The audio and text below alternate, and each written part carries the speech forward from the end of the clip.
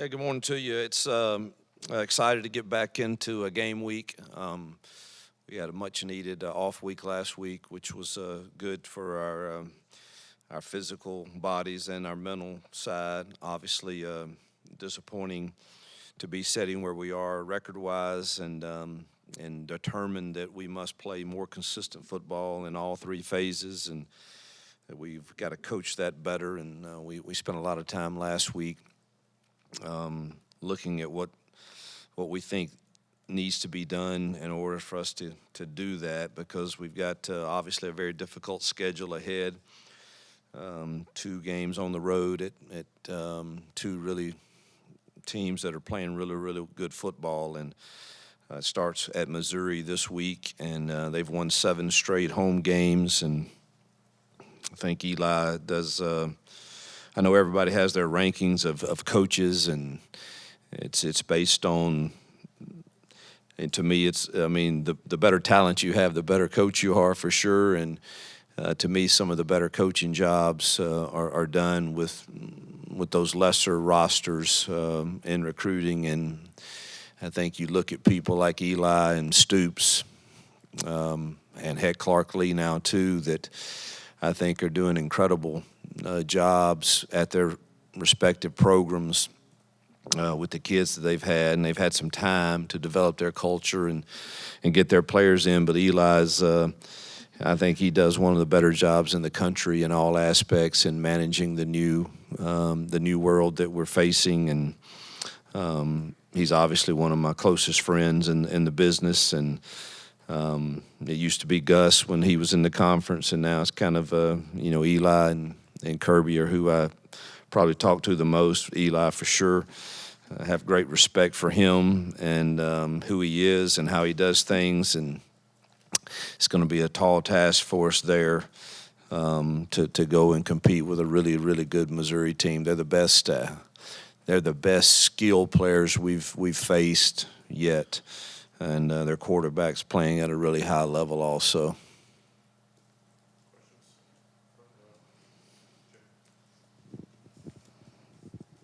Hey, Hugh, as far as the players go, what was your area of emphasis during the off week? What did you kind of push in practice?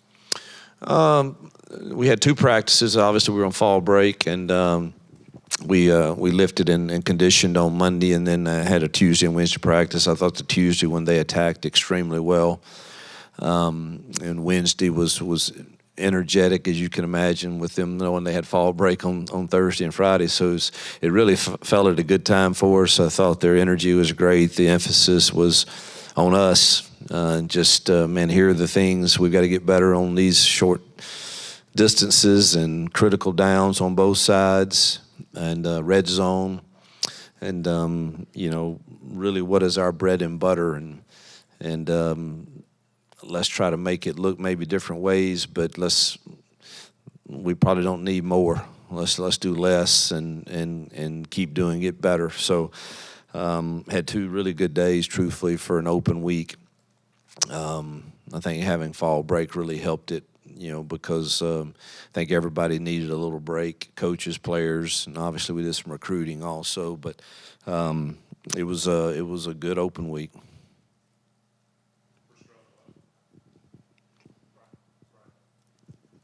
You mentioned after the game that you wanted to have a physical off week, and you wanted to find out what players were willing to give 60 minutes in a game. Do you feel like you accomplished that? Yeah, we were really physical on Wednesday. Tuesday, not so much. I backed off that a little bit. Wednesday, we were really physical, but knew we could be with the 2 days off of school. I'm really pleased with most of the team and their response to the disappointment. And of course, we work hard at teaching, the qualities that we think this sport can develop in life. And I worked hard on that. And last week and this week, yesterday, we changed it up a little bit. We came in yesterday, so they're off today as far as practice. But man, what will you be known for, and how you finish anything, I think, is of great value in life, and will set them up to have success long after they get through playing here if handled properly. And I'm pleased with the response at this point. Hugh, how valuable was the off week in terms of self-scout, going back to look at everything? And then I guess what did that show you of the offense, and then I guess quarterback execution with Peyton and those guys? Self-scout, honestly, is about as good as it's ever been on the balance, on the unpredictability of formations, and it's pretty good. Obviously, our quarterbacks have. I think Peyton's played well at times, and we've struggled at times. So it's there for everybody to see. But I think as of late, he's played really consistent, and we're going to need that the next few weeks for sure to be able to compete with these teams we're going into play.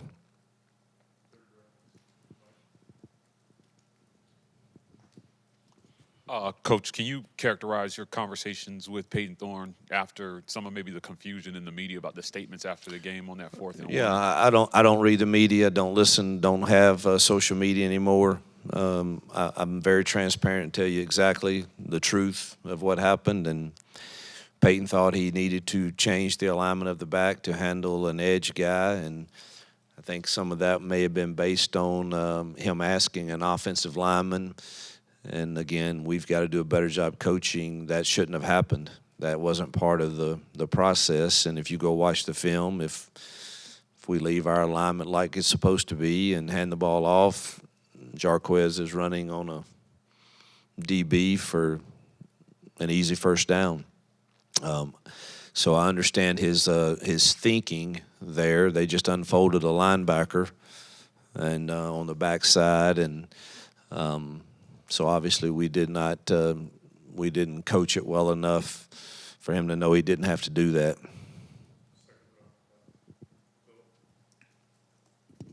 Hugh, you said you're pleased with the balance. Yeah, y'all have, I think I saw in the stats, had the fewest running plays in the conference.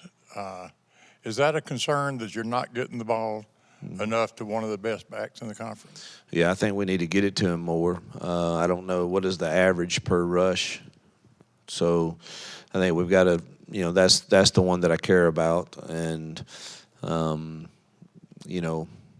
but there's no question 27 needs to touch it more. That's the frustrating thing of some of our short yardage deals that have been called and not executed at a high enough level where he actually touches it. And that's we've got to get that corrected.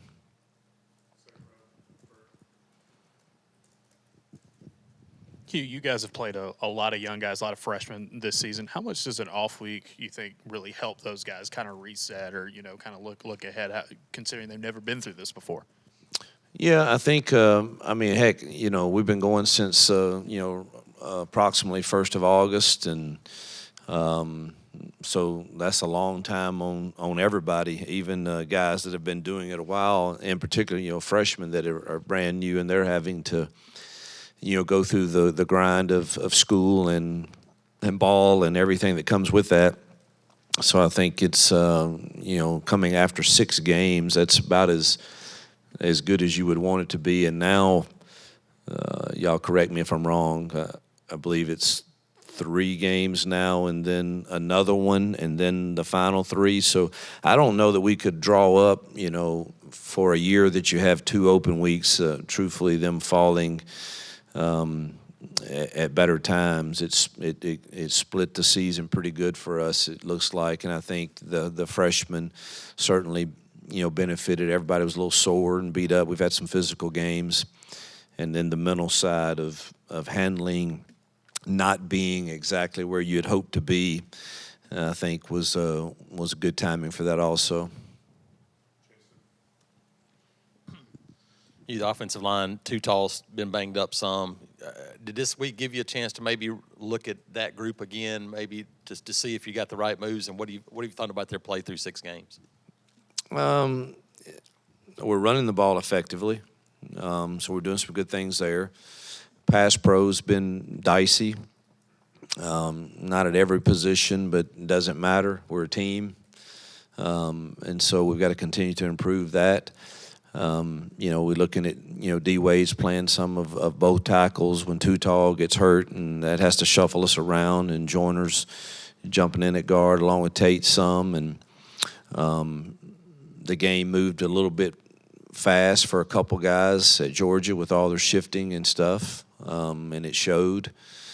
And so we're looking at, because you can expect once people put on tape that something worked, because Georgia did a good job of studying our Oklahoma game, which I thought we did really good stuff in that game, and they were shifting right before the snap, and it gave us some problems with just our mental execution of what I should do on this pass pro or what I should do on this run play for a couple guys, and we practiced that, but it didn't show very well on film, and we've got to get that corrected for sure. And then another, no one's asked me, but Corey Batoon's the defensive coordinator at Missouri, and he's one of my guys and was with me, how many years? 5, 6, 7, 8, 9. So, he's been with me 8 to 9 years on my staff, and we've talked a lot of ball. And so he's a heck of a guy and heck of a defensive coordinator, and doing a great job there for Eli. And so that presents its own challenges.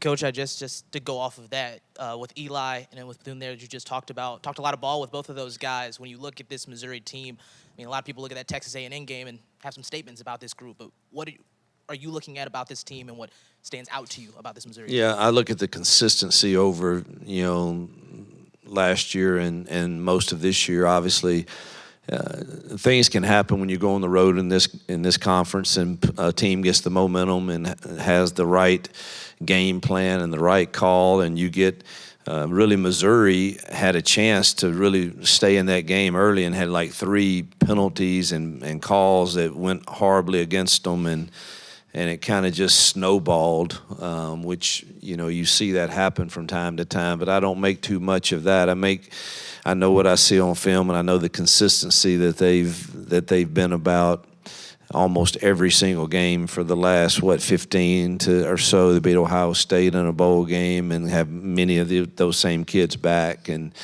this is a top 20 team for sure, if not higher, and hadn't lost at home in a long time. They're a really quality football team. You mentioned, you talked a lot last week about improving the execution being one of your focuses. How do you as a coaching staff, what are sort of the steps you can do during the bye week, I guess, sort of tangibly to work on that? Well, the thing that's been good is having time. Like today, we have most of the game plan in because we obviously started last week. And so now are we really, really sure from everybody in this room that you feel really, really good about your kids executing this against all these different looks that we may or may not see on this given play, particularly on these critical down calls. And so just having the time to really, all right, let's go back and watch it again. Let's go back and watch it again for the third time this morning on 3 different deals that and so it will be really, and I don't know, again, you got to block and tackle, and you got to catch the football, and you got to make the right read at quarterback. But if we have a critical down, it will be very, very, very, very disheartening and infuriating if another situation happens on a 4th and 1 or a 3rd and 1 where our kids don't have a clear understanding of what should happen. That would be quite infuriating.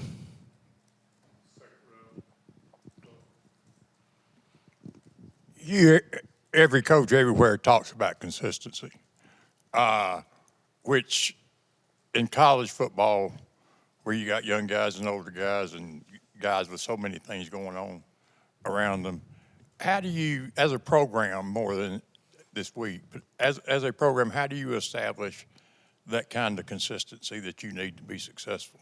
Well, it starts with us demanding it in practice, and that's become harder and harder to do in ways that we used to do. But I don't think you can get it unless you demand it consistently in practice. And then the second phase to that would be that your team demands it. So, you know, one of the best teams are when you can take freshmen and say, hey, let's use DeMarcus Riddick or Jalen Crawford or Cam Coleman or Perry Thompson or Malcolm Simmons, any of them, and say, hey, guys, let me show you what this really is supposed to look like. Go watch these 5 guys. And that's when you get on to some consistency. All right, well, who are those 5 guys right now for them? And I think that's one of the things we're struggling with a little bit, you know, is some of our best guys are younger guys that are trying to do it the right way. But you really, when you start having a team where you have those older guys where you say, go watch him and everything he does. And that's what consistency looks like. And that's where we're trying to get as a program, and that's where some like Missouri, I think they have those guys in the building right now, but they've had time. And we're going to have them too, and we've gotten better at that, but we still don't have enough that you say that's exactly what it's supposed to look like.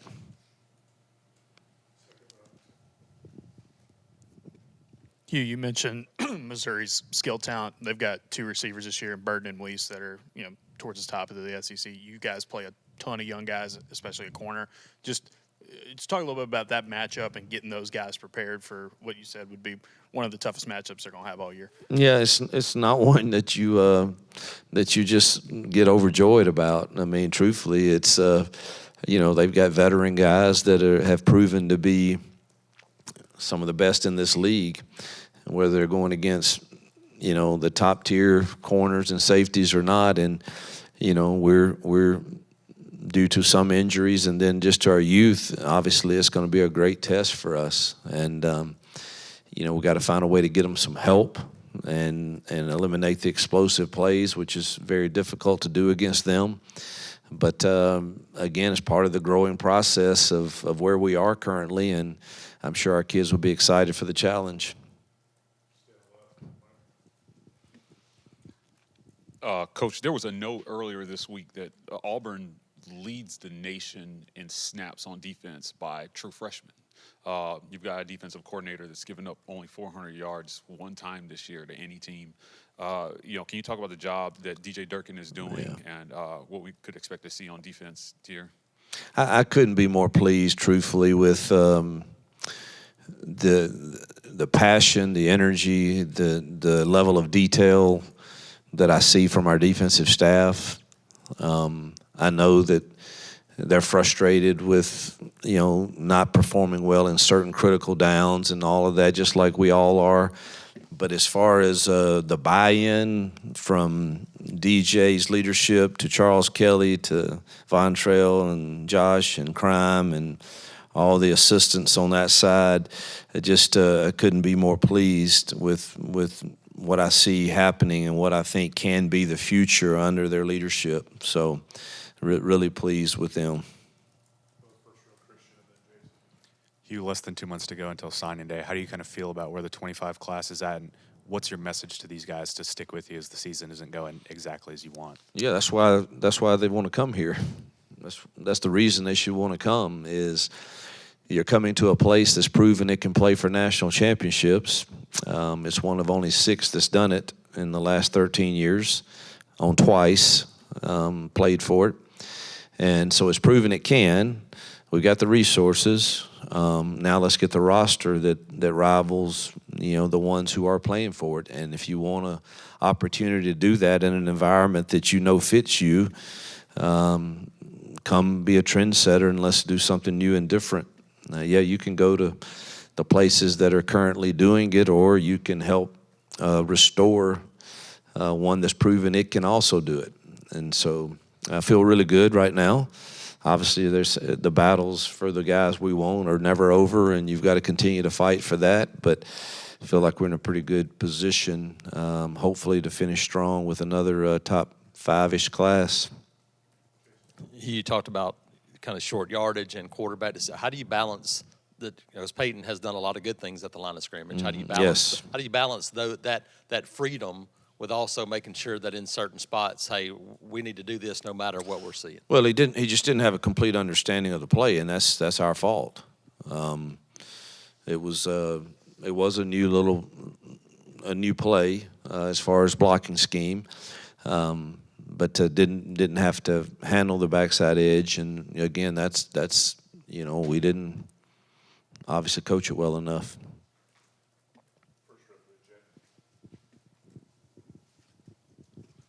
Yeah, Hugh, earlier you were saying you're pretty close with Eli, that you know him and you like him. Talk to me about how you got to know him. Is it through Gus? Yeah, through Gus. He was an assistant with Gus, and then throughout the years, I don't know where we started, truthfully, developing a friendship, but it came pretty naturally, and we gravitate to one another, and our wives do when we are at common places, and whether it's SEC meetings or whether it's the Peach Bowl Classic or I don't know. We just I think we're made of a similar mindset of what coaching should be about, and the bigger picture of trying to keep the bigger picture of the impacting of others as important as the wins and losses, which is very difficult to do. I think we see all of those things very, very similarly. He's a person of faith. So we just, I don't know, the friendship's real, genuine. We talk about a lot of things. We talk very frequently, truthfully, and we've talked twice this week already, and, I've got to cut him off. But he, and he's got some other friends there too that have coached with me. So but the great thing is it's a genuine, real friendship, not just a professional something, very similar to Gus and I.